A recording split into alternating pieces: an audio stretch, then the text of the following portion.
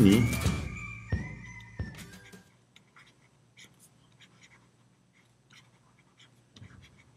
전세권자가 배당 요구를 했을 때와 하지 않았을 때 혹은 어떤 변수에 대해서 한번 설명을 해 보도록 하겠습니다. 해당 부동산이 있었고요. 해당 부동산이 있었고 이것은 단독 건물로서 갑의 소유입니다. 갑 소유에 등기부가 깔끔한 해당 주택이 임대가 나왔고 그래서 임대를 A가 임대차를 계약을 하려고 하다가 이렇게 얘기하죠. 집주인한테 전세권 설정 등기를 하겠습니다.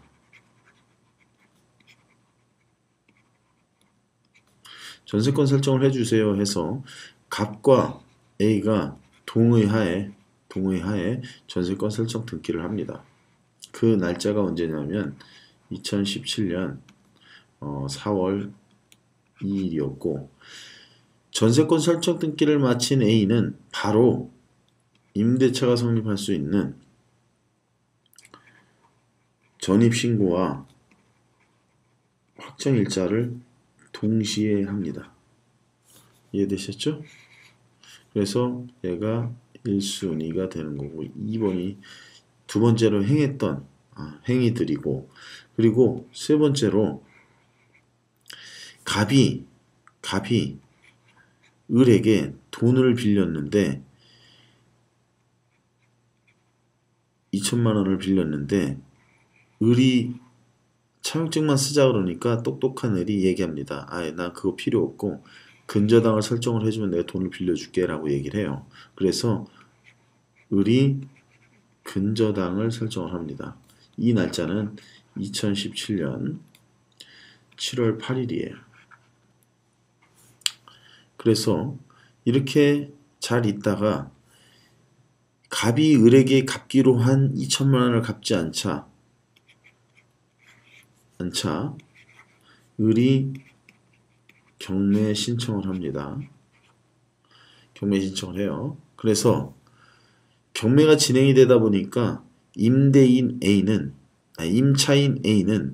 어떻게 하느냐 전세권 설정 등기의 막강한 권리를 가지고 배당 요구를 합니다. 배당 요구를 했고 근데 단독 건물 소유 지금 갑의 소유 건물은 1억의 가치를 가지고 있고 그리고 전세 들어간 A는 전세를 5천에 했고 전세 5천 이해되셨죠? 그래서 해당 부동산이 경매가 진행이 되면서 전세권자 A는 배당 요구를 했습니다. 그래서 배당 요구를 하게 되면 우리 배웠죠? 선순위 전세권자가 배당 요구를 한 경우에는 어떻게 된다? 소멸된다. 배당받고 소멸된다. 이렇게 생각했죠. 그래서 우리의 B, 낙찰자 B는 당당하게 나는 시가보다 조금 저렴하게 8천에 낙찰을 받아요.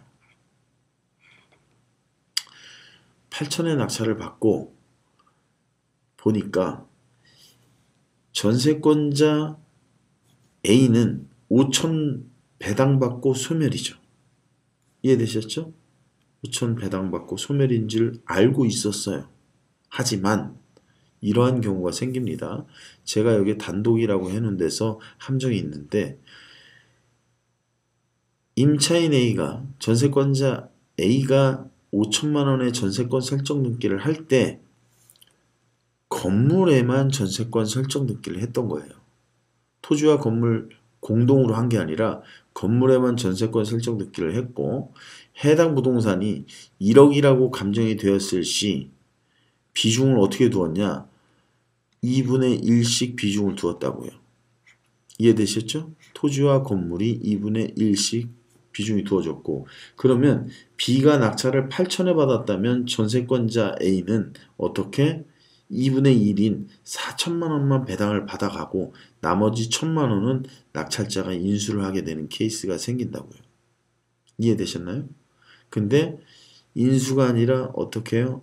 전세권자가 배당 요구했으니까 소멸이구나. 1천만 원은 내가 물어줄 필요가 없지라고 생각을 했어요. 하지만 1천만 원은 인수가 되는 사항, 2번에 임대차의 권리는 살아있고 이것은 채권적 권리로서 전입신고와 확정일자를 받았고 배당 요구 신청을 안 했기 때문에 얘는 인수사항이 되는 거죠. 이해되셨나요? 인수사항이 됩니다. 이 이유는 일단은 물건은 어떻게 해요? 물건은 발생 물건 자체를 지배한다는 뜻이 있고, 채권은요 상대방에게 청구하는 겁니다. 그러니까 상대성이죠. 상대방에게 청구하는데 상대방이 누구였죠? 갑이었죠. 갑에게 청구를 하니까 토지와 건물 모두에게 청구를 할 수 있다는 논리가 형성이 되겠죠. 그래서 만약에 임차인 A가 배당을 모두 받고 싶고 그냥 털고 나가고 싶었다면 임차인 A는 전세권자의 지위로서 배당 요구를 하는 게 아니라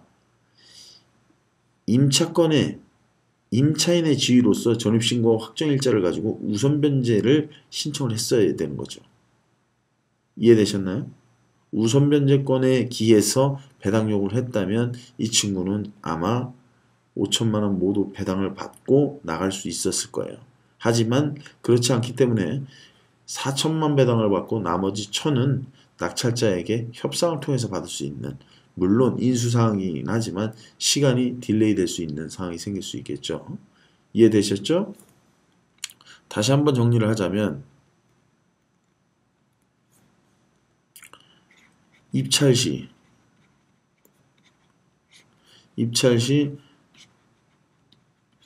선순위 전세권이 배당 요구했다면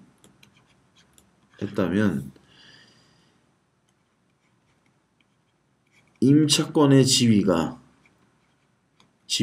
이 친구도 선순위인지 확인을 해야 되고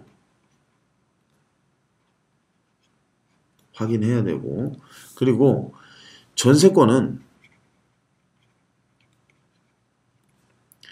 건물과 토지가 모두 설정이 되었는가 꼭 확인해야 되고, 특히 이런 걸 확인할 때는 단독 건물 같은 경우에는 필히 확인을 해야 되고, 이해되셨죠? 집합 건물은 등기부가 하나잖아요. 그죠? 토지와 건물 모두 합해서 대지 지분으로서 대지권을 주었잖아요. 그렇기 때문에 단독 건물에 하나인다고요. 이해되셨죠? 그래서 단독 건물이 경매가 나왔을 때는 전세권 설정 등기가 건물에만 되었다면 생각을 깊이 하셔야 됩니다. 건물과 토지에 모두 되었다면 상관이 없겠지만, 그리고 전세권자가 임차권의 지위를 가지고 있는지 없는지를 확인해야 되고, 지위를 가지고 있다면 얘가 선인지 후인지 확인해야 됩니다.